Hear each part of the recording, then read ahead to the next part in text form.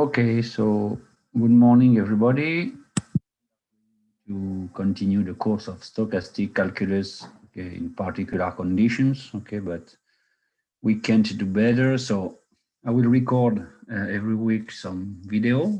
You will see the way I will do now, okay, and I will organize from the next week, okay, online Zoom sessions at the time of the usual time of the course in the timetable, that is Tuesday, okay, maybe at 5, something like this, in order to answer your questions, okay? So let's start. So you will see that I will record myself, and I will use, okay, a virtual board, okay? So the video will be available in the afternoon on my website as usual, okay? So let's pass to the virtual board.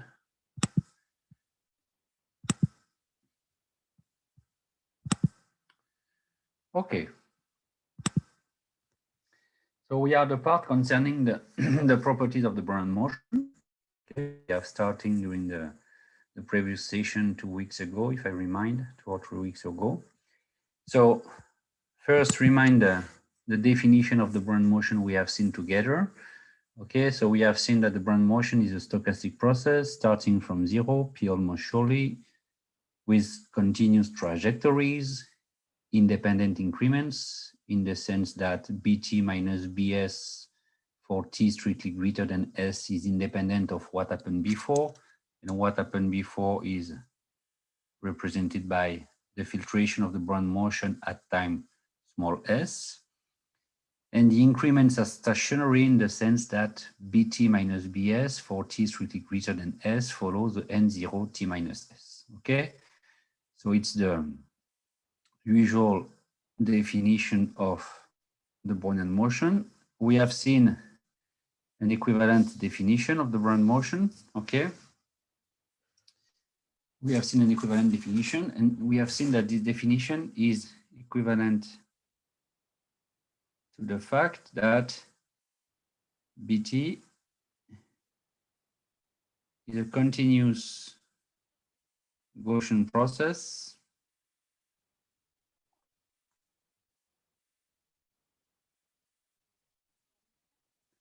with a mean function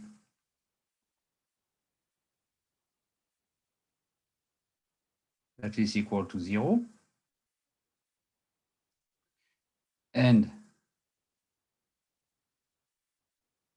a variance-covariance function that is equal to the minimum between t and s. So if you want to prove that something is a Brownian motion, you can prove that you have something that is a continuous Gaussian process. And Gaussian process means that if I consider all the random vectors that may be built from Bt, okay, the linear combination of the components are Gaussian random variables. And you have to prove also that the mean function, that is the expectation of all the Bt, is 0, and that the covariance between them is equal to the minimum between T and S, okay? So depending on the situation, you can use this definition or this one, okay, in order to characterize the Brownian motion. Okay.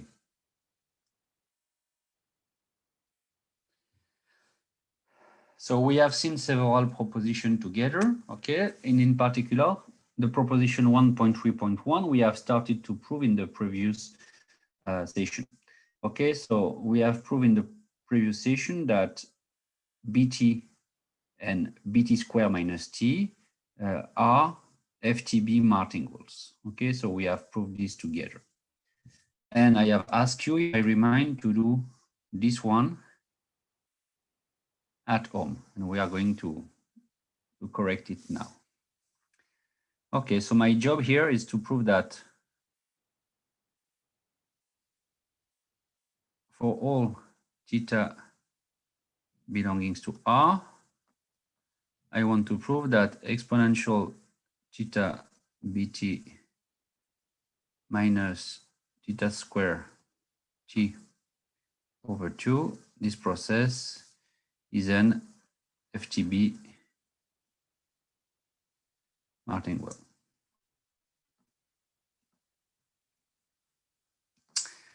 So first of all, I remark that this random variable is of course here FTB measurable. Okay, it is FTB measurable, and it is also in L1. Why? Because you have the exponential of a Gaussian, okay? And if you try to write the expectation of this one, you have the expectation of this mapping, okay, multiplied by the Gaussian density function.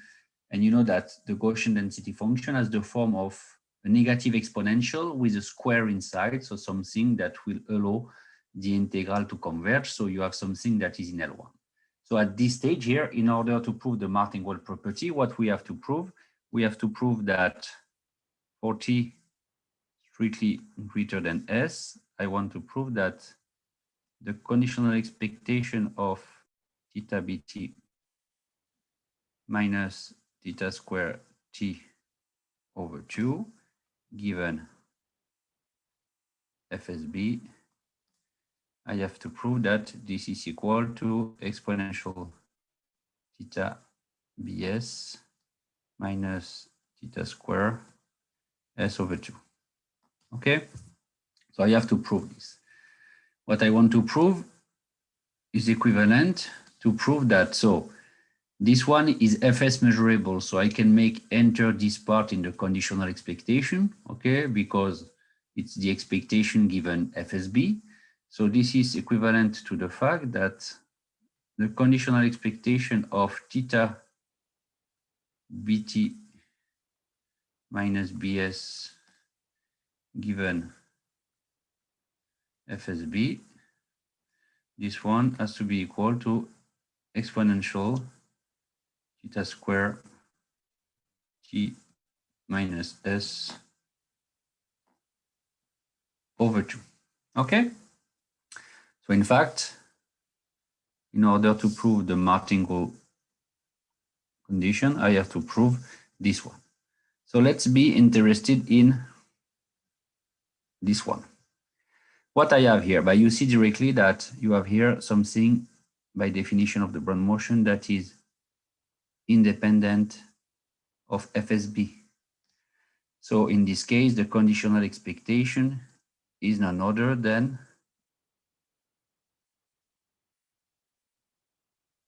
the expectation.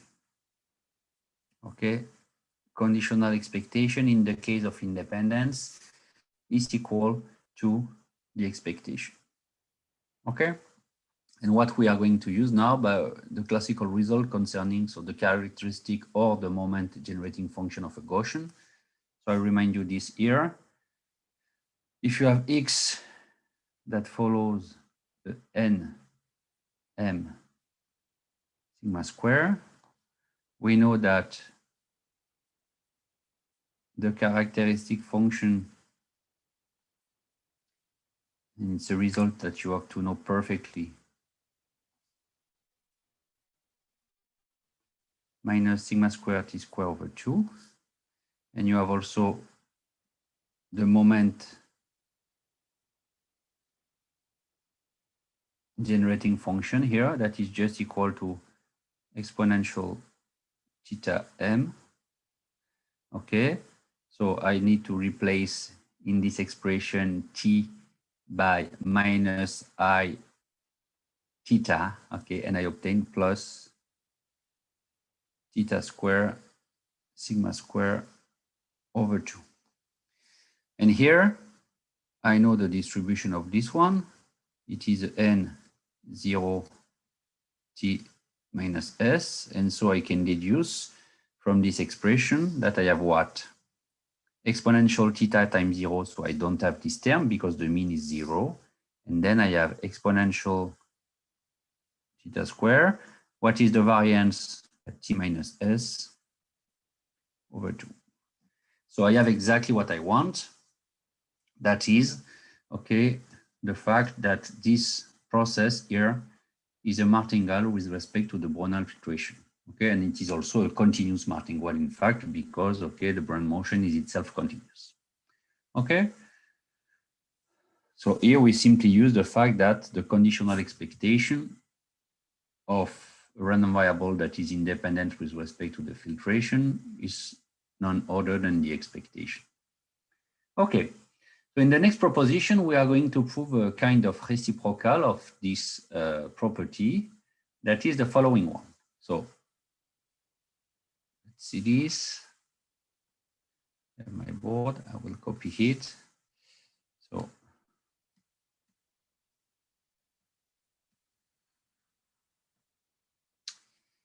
I erase this part. And now we are going to prove the converse. That is to say that it's the aim of the proposition 1.2.3 that tell you that if you have a continuous martingale with respect to the Brownian filtration, with respect to its natural filtration that starts from 0, then X is a Brown motion if and only if the process exponential theta xt minus theta square t over 2 is a martingale for all theta. So it's a reciprocal of what I have proved just previously. We have proved previously that when the Brownian motion, when Bt is the Brown motion, this process here is an FTB martingale. Okay, and we are going to prove that if all these processes are martingales, necessarily by the underlying process is the Brown motion.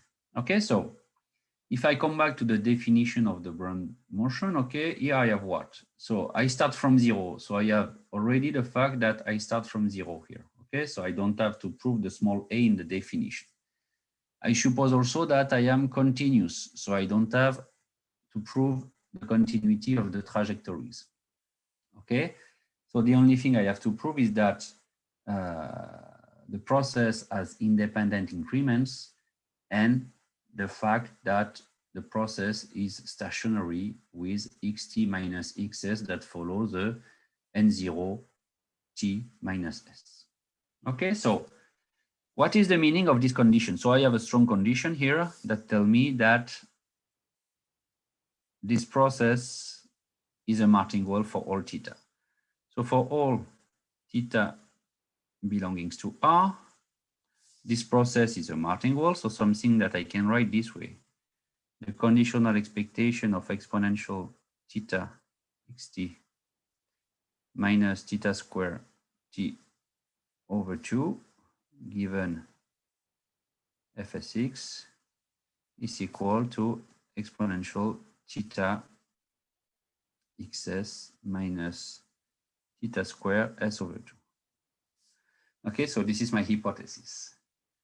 So once again, we are going to make this one enter in the conditional expectation, because here you have something that is fsx measurable.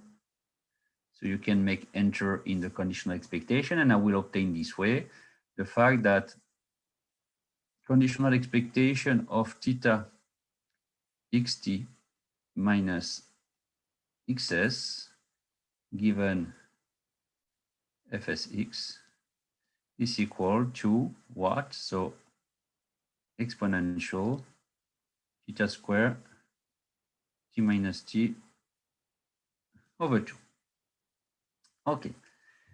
And in fact, we are going to deduce from this one the distribution of xt minus xs and the fact also that xt minus xs is independent of fsx.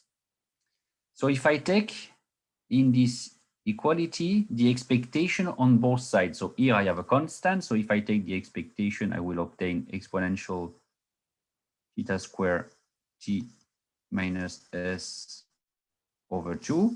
And I know that the expectation of the conditional expectation is none other than the expectation, so I obtain this.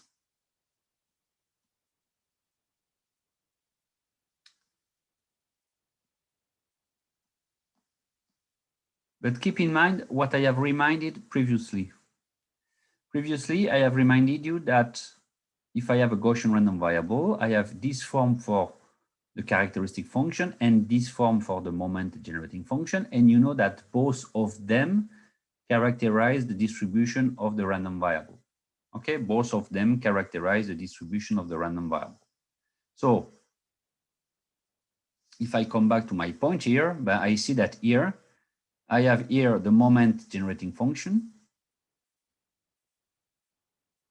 of xt minus xs, and this moment generating function is just the one of a Gaussian I deduce here. So from this one, I can deduce that xt minus xs follows n0 t minus s. Okay, so I have proved the small d in the definition of the Brownian motion. Okay, so if I want to prove that xt is a Brownian motion, now it remains to prove. So it remains to prove the following, that xt minus xs is independent of FSB.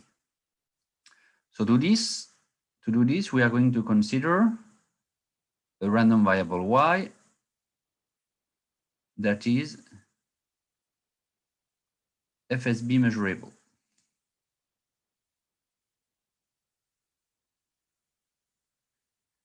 And my job is to prove that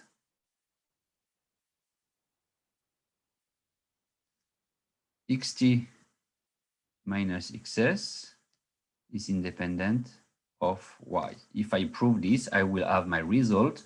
So I will have proved the small c in the definition of the Brownian motion. And so the 4 points will be checked, and I will have for xt a Brownian motion. Okay, so I have to prove that these two random variables are independent, and the tool we are going to use to prove this is in fact the moment generating function, because I have here this relation. So keep in mind that this relation that is my hypothesis will be the key point of my last step, as it was the key point of this computation here.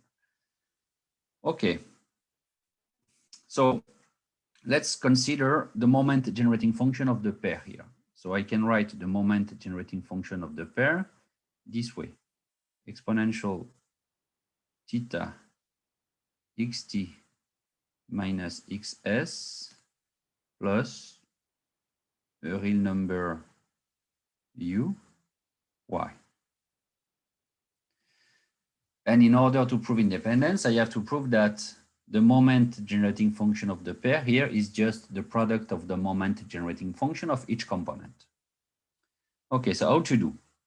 But in fact, we are going to use deeply what I have here. Okay, the fact that I know the conditional expectation given fs of this one. So we are going to use the fact that the expectation is equal to the expectation of the conditional expectation.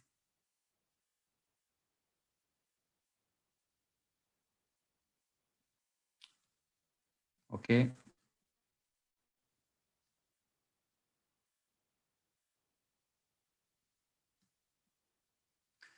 So I have this conditional expectation as an expectation equal to the expectation of the random variable itself. But what can I do here? But here I have something that is FSB measurable, so I can remove the exponential dealing with this term from the conditional expectation. So it is expectation of what? Of exponential uy, and then it remains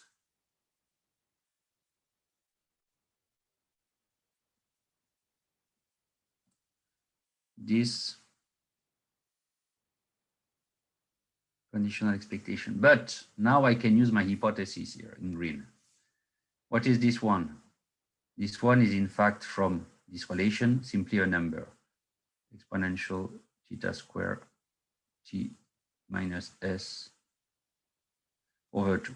And so I can continue my computation here to say that I have expectation of uy, and using the linearity of the expectation, I multiply by exponential theta square t minus s over 2. But what I have for this term, we have proved previously that this term was simply the moment generating function of xt minus xs at the point I want. So I have this, and implying that I have done what I want, that is to prove that the moment generating function of the pair is equal to the product, the product of the moment generating function of each component. And so xt minus xs is independent of y, okay? Xt minus xs is independent of y, and xt minus xs is independent of f s b, okay?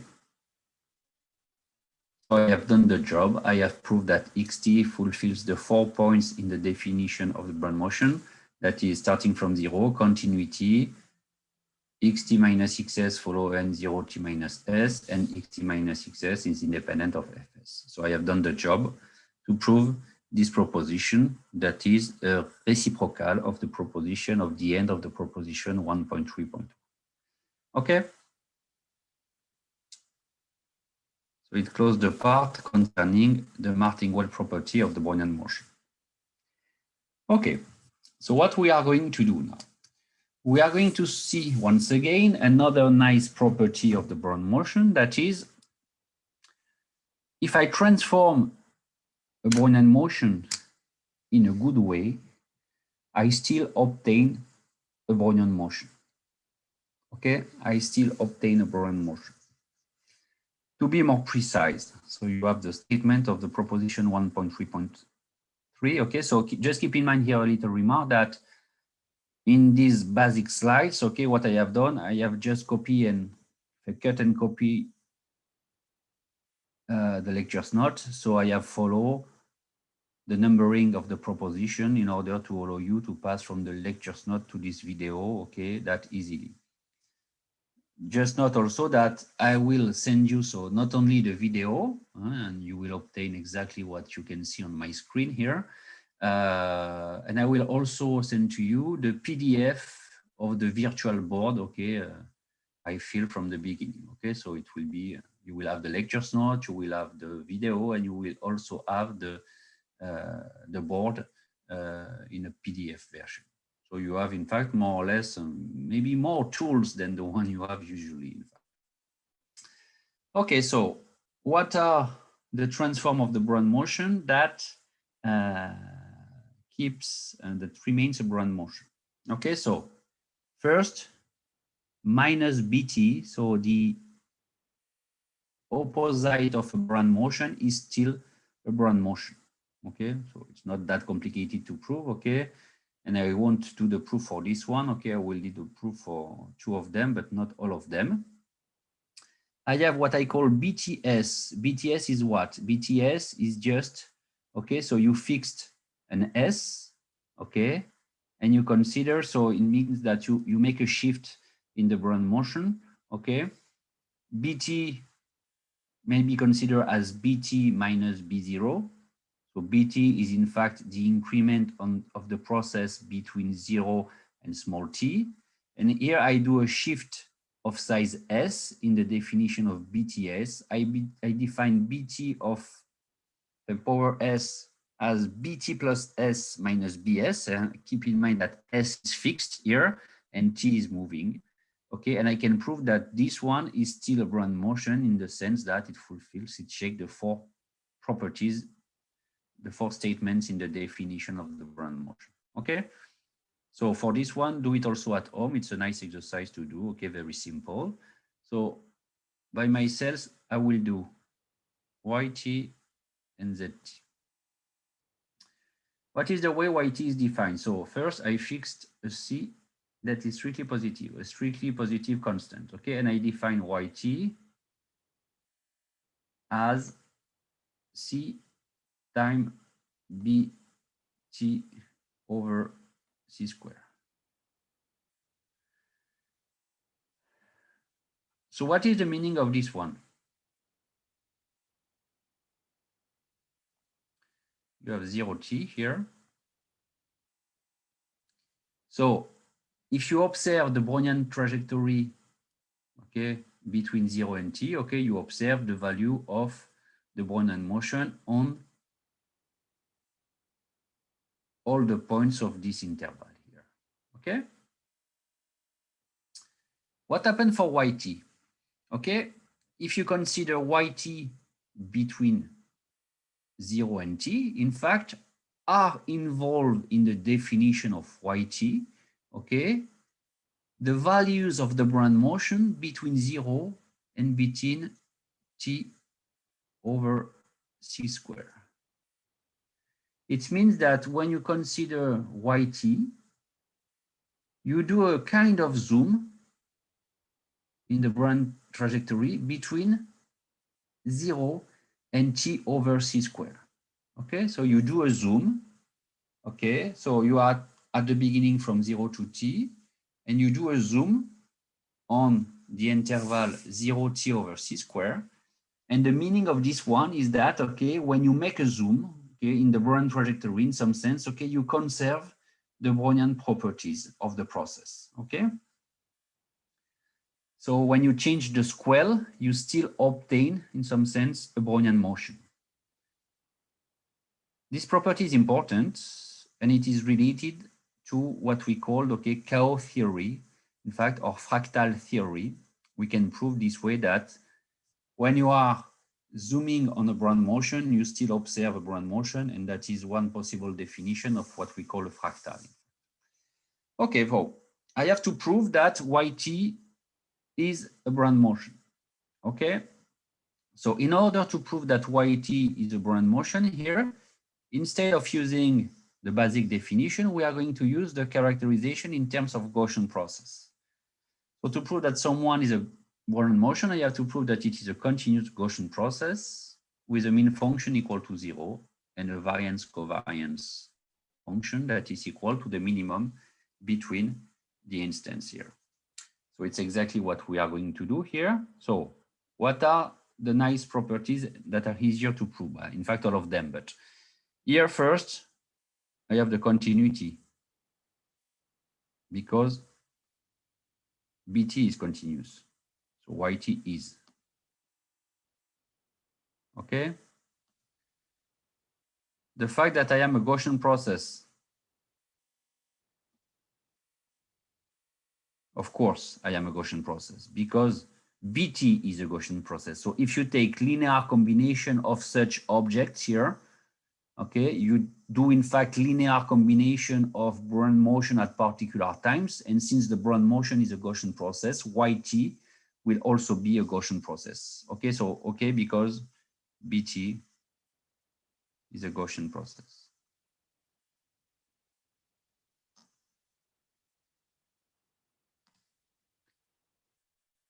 The expectation of yt, very easy to compute. It is c expectation of btc and c time expectation of bt over c square, bt over c square. And this is equal to 0 because Brownian motion is a central Gaussian random variable. And finally, for t strictly greater than s, I am interested in the covariance between yt and ys, and I want to prove that this is equal to small s in this situation, the minimum between t and s. So here the covariance, because the process is centered, is just the expectation of the product. If I replace by the definition here, I obtain what? C square expectation of b the point t over c square b s over c square. But here you have the covariance between bt over c square and bs over c square. I know that the Brownian motion has a covariance function that is equal to the minimum between the instants. And here the minimum between t over c square and s over c square, since t is strictly greater than s, is just equal to s over c squared. And at the end, I obtain exactly what I want. Multiplying c squared by this quantity, I obtain small s. So I have proved that this process, continuous, Gaussian process, okay, expectation equal to 0, variance covariance function equal to the minimum between the instants. Okay, so I have, in fact, all what I need in order to prove that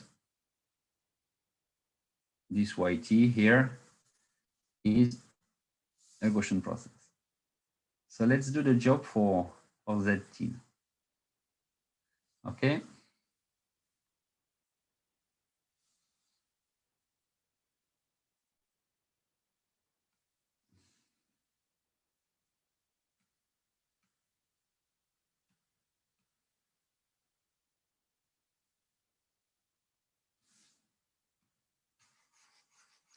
So let's do the job for zt. So how zt is defined here? So I define zt in this way. So zt is equal to t times b1 over t. So of course, when t is strictly positive, because I can divide by 0, and z of 0 is equal to 0. Okay? So if I want to prove that zt is a Brownian motion, once again, we are going to use the characterization of the Brownian motion in terms of Gaussian process. I have to prove that it is a continuous, so zt is a continuous Gaussian process with a mean function equal to 0 and a variance covariance function equal to the minimum between the instants. Okay, so once again, Gaussian, no problem. Gaussian process, no problem, because zt is made from the Brownian motion itself. So if you take linear combination of such term, okay, you will obtain linear combination involving the Brownian motion at different points. I know that the Brownian motion is a Gaussian process, so I obtain exactly the fact that zt is a Gaussian process. Okay. For the expectation here, the expectation of zt is equal to t expectation for b1 over t, that is equal to 0 if t is strictly positive, and that is also equal to 0 if t equal to 0, no problem, okay? Because that 0 is equal to 0.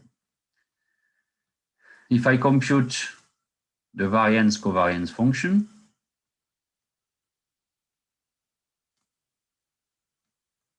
what I obtain? So here I just have to be careful because I have two cases to consider. I have two cases to consider because I have two definitions in some sense, okay? What happened when t is equal to 0 and what happened when t is strictly positive. So in this situation here, I have to consider two cases. The case where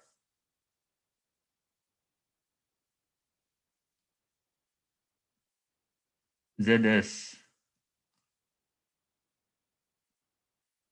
where S is equal to 0, and in this situation, no problem, because I know that Z0 is equal to 0, so the expectation is 0. That is the minimum between T and S. In the case where both instances are strictly positive. So I replace, and here T and S are strictly positive, so I can use this definition here, and then what I obtain, I can remove the constant, Ts, the expectation of B1 over T, B1 over S. But if I have T that is strictly greater than S, since I have two strictly positive numbers, I know that 1 over T is less than 1 over S. So I know that the variance covariance function for the Brownian motion is equal to the minimum between the instants. The minimum between these two instants here is 1 over T. So I obtain at the end T times S multiplied by the smallest time, that is 1/t, and I obtain S. And so I have proved that the variance covariance function for zt is just, I have supposed at the beginning this one, the minimum between the instants. Okay, so it remains to prove one point, in fact, that I don't have proved, that is the continuity. Okay, so it remains the continuity to prove. And the continuity is, in this special case here, the most complicated part to prove. So I won't do the proof in all details, but I want to show you why it is complicated, in fact. We are going to prove a result that is a little bit weaker than the continuity, but already you are going to see that we need to use some results to prove this. So what is the continuity in this case here? Okay, so zt is defined as t be 1/t if t is strictly positive, and 0 if t is equal to 0. In fact, I have a single problem here. I have only one problem to prove the continuity. My only problem is that at time t equal to 0. I may have a problem at time t equal to 0 because for t strictly positive, okay, here I know that the Brownian trajectory is continuous. I know that t and the mapping 1/t are continuous on r plus star. Okay, so the only continuity problem. Okay, so to prove continuity, I have to prove that the limit when t goes to 0 plus of t be 1/t is equal to z0, that is equal to b0. So it's this limit I have to handle in order to prove the continuity of my process. Okay, so I have 1/t here. If I do a little change of variable, s equal to 1/t, this limit is none other than what? So if s is equal to 1/t, when t goes to 0 plus, s goes to plus infinity, and I have here bs over s. And I have to prove that the limit of this one, okay, is equal to 0. So I have to handle now this limit and prove that it is equal to 0 when s goes to plus infinity. Okay. A priori, to prove that you have a mapping, okay, that converges toward 0 and plus infinity, if I want to study this limit, okay, I can study the limit of b of un over un, where un is an arbitrary sequence that goes toward plus infinity. Okay, so I can pass from convergence for real numbers to convergence for sequences, but for all sequence un such that, so un here, un goes to plus infinity when n goes to plus infinity. Okay, so here in fact I can just write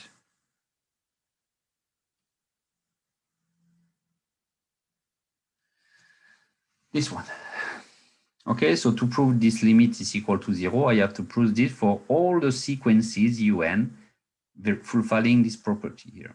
So I won't do this job because it is not complicated, but a little bit technical. So I will prove something that is a little bit weaker, that is to prove my result for a particular sequence un that is the most natural sequence that converges toward plus infinity, that is the identity sequence, in fact, un equal to n.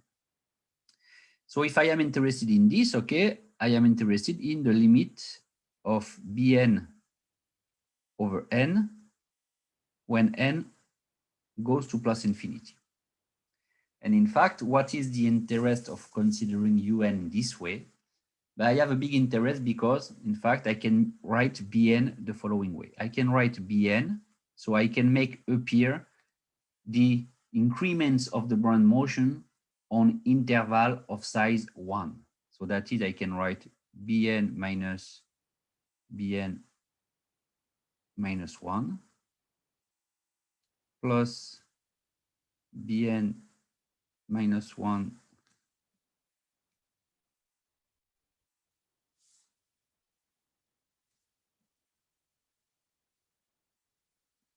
minus Bn minus 2 until what? Until B1 minus B0, because B0 is equal to 0. Okay, so I express Bn, making appear the increments of the Brownian motion over 0, 1, over 1, 2, 2, 3, until n minus 1. But what is nice now? Okay, I have expressed, in fact, Bn over n this way.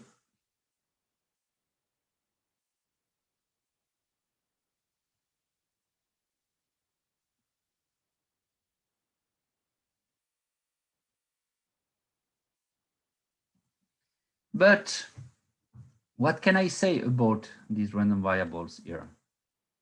Bk minus 1 are id, so they are independent and identically distributed in 0, 1.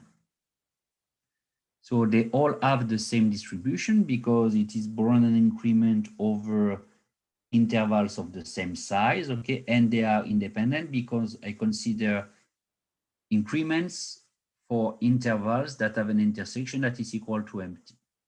And so how to study the convergence of this term when n goes to plus infinity? By using the strong law of large number that tell you that if you have, okay, a sequence of IID random variables that are, okay, in L1, the average, that is this quantity here, converges toward the expectation of each of them that is equal to 0. And here, the key argument here is the strong law of large number. Okay, so by the strong law of large number, I am able to say that Bn over n converges towards 0 when n goes to plus infinity. Okay, so it doesn't mean that I have proved my result that is stronger, but I have proved my result for a particular sequence that is the identity sequence.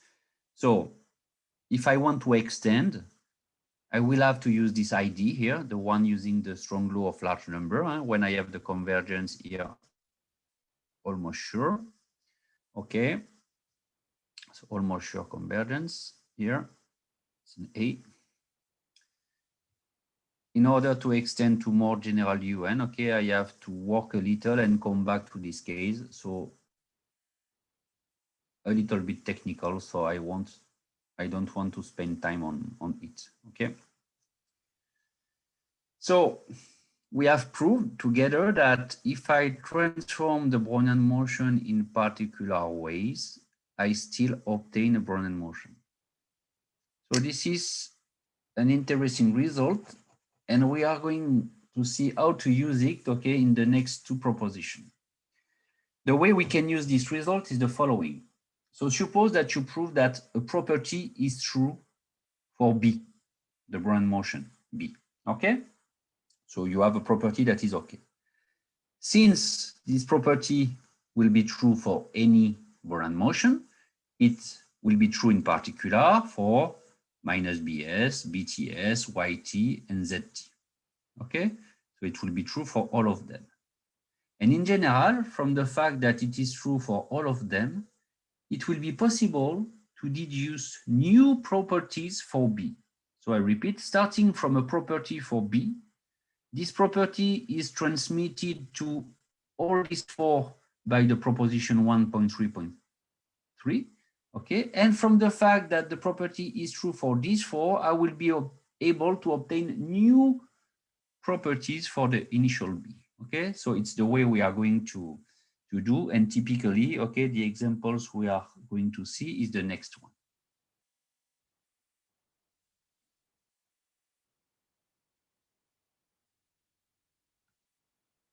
This one. Okay, so one proposition that we are going to start with, that is this one here. That deal with the limit sup and the limit inf of particular things. Okay, so first of all, I remind the definition of the limit sup and the limit inf here. So if I have a mapping F, okay, from R into R, I define the limit sup of F when X goes to plus infinity as the limit when A goes to plus infinity of the supremum of f of x for x greater than A. So if I denote this one by G of A,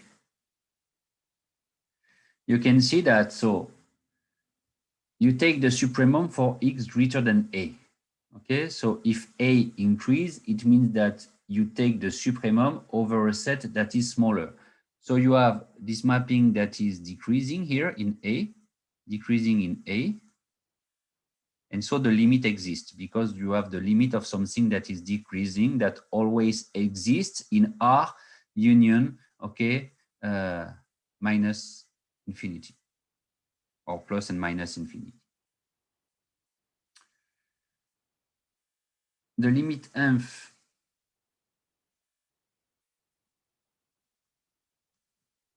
when x goes plus infinity is equal to the limit when A goes to plus infinity of the infimum of f of x for x greater than A. And once again here, if I define this one as h of A, you have something that is increasing in A. So that's why the limit always exists and that the limit inf, okay, always exists. Okay, so this is the limit inf and the limit sup, okay, and you have a result that I remind you that the limit of f when x goes to plus infinity exists. It's a result you have seen, okay, long time ago. If the limit sup of f when x goes to plus infinity is equal to the limit inf.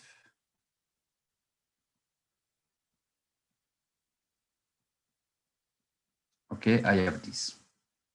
And another result that I can remind you is that if you take the limit sup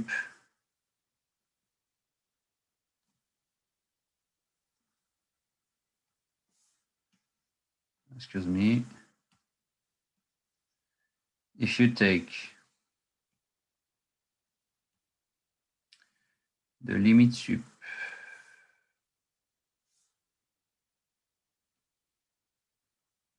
of minus f, not f, but minus f, when x goes to plus infinity, it is very easy to see that you obtain minus the limit inf of f when x goes to plus infinity. Okay, so this is the result that you have to know for the limit sup and the limit inf in this case, okay? So here you have limit sup and limit inf in plus infinity. You have also limit sup for t goes to 0 plus. And I will just give you the definition for this. So the limit sup for f when x goes to 0 plus is just the limit, okay, of epsilon that goes to 0, epsilon being strictly positive, of the supremum of f of x for x belonging to 0 epsilon, okay? And the same for the limit inf. For the limit inf, you replace sup by inf here and you have the definition. Okay, so we are going to prove this result. So I have 4 statements to prove a priori. I have a priori 4 statements to prove, okay? But in fact, we are going to see that we have only 1 statement to prove. The other will be a byproduct. So the one that we are going to prove is this one. And we are going to prove that from the one in green, I am able to recover all the other one. Okay, so it's what we are going to do. So let's do the job.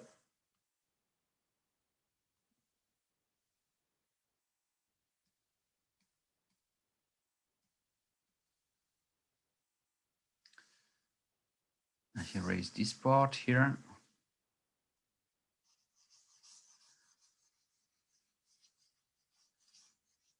So first of all, we are going to suppose that the green one is okay.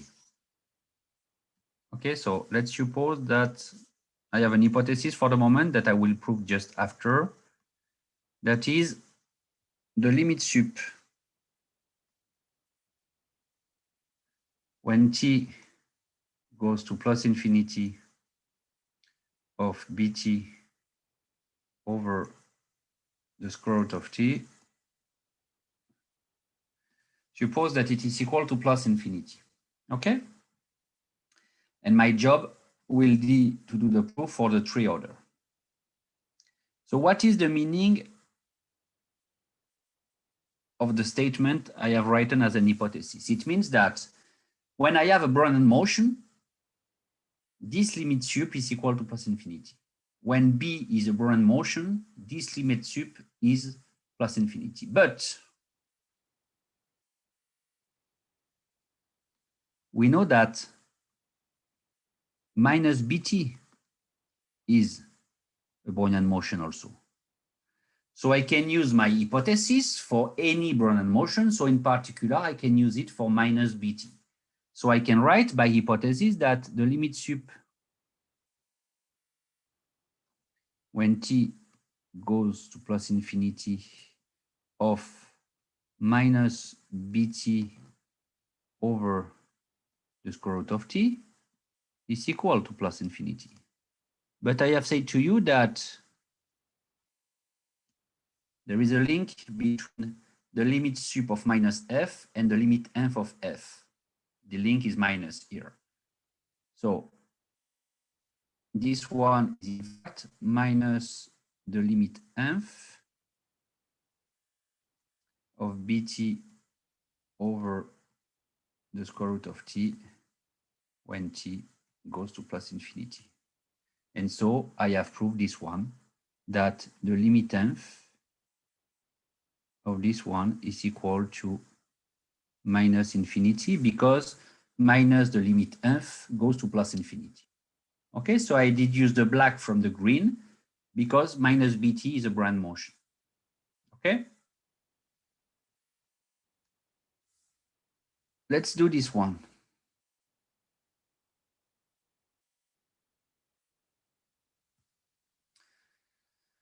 Here, I am interested in the limit sup of bt of this quantity, but when t goes to 0.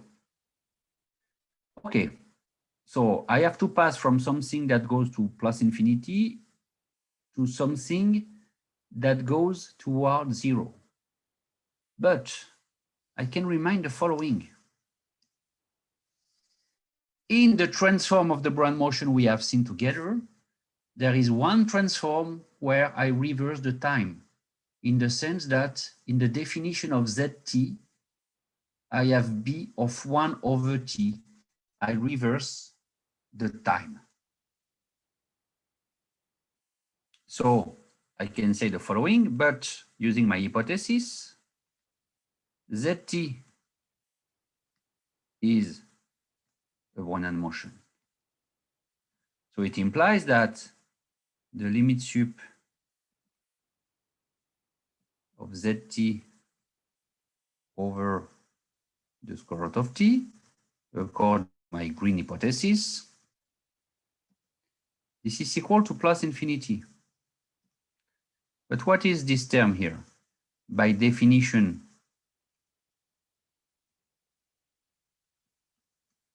of zt. So remind what is zt. Zt is equal to t b1 over t. T b1 over t. T b1 over t over the square root of t. Okay. So I have the limit sup of this term that is equal to, I can simplify once again a little, b of 1 over t.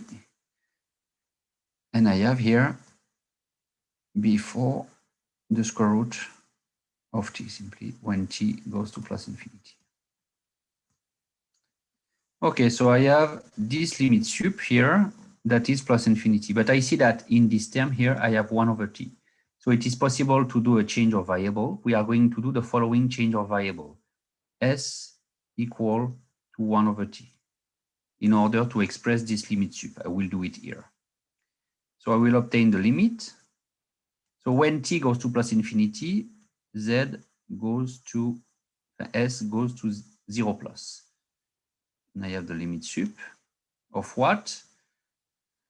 B of 1 over t is just bs, and the square root of t is just 1 over the square root of s. And in fact, I have proved what I want, because I have proved that the limit sup when s goes to 0 plus of this term is equal to plus infinity. That is exactly what I want to prove here. So you see that if I suppose green for any Brown motion, I have black taking minus bt as the Brown motion. I obtain the red one from the fact that zt is a Brown motion, okay? And if you have understood what I have done, in order to pass from the green, or excuse me, from the red to the blue, but I have just to consider what I have proved for the red, apply to minus bt instead of bt. Okay, so green implies black and red. Okay, taking for the black minus bt, for the red zt, and I pass from the red to the blue, taking in the red, we have already proved here, minus bt in order to obtain the result concerning the limit f. So it means that if I want to conclude my proof, okay, what I have to do, if I want to conclude my proof, I have simply to prove, the fact that what I have supposed as the green hypothesis is not in fact an hypothesis. I want to prove this one. Okay, I want to prove this one in great generality. Okay. So we are going to prove that the limit sup of bt over the square root of t is plus infinity. Okay, so the way we do is the following. Let S belonging to R. If I consider the limit sup when t goes to plus infinity of bt minus bs over the square root of t. So I make appear an increment, in fact, here. And why I do this? I do this in order to prove that I make appear an increment here because, okay, when I work with the Brown motion, okay, it's often something I want to do to make appear increments because in particular, I have independence properties for the increments. And here, this limit sup, so I have two terms, bt over the square root of t that give me, okay, exactly the limit sup I am interested in here. And minus bs over square root of t, but here s is fixed, so minus bs over square root of t, this term goes to 0. And so this limit sup is just equal to the limit sup I am interested in.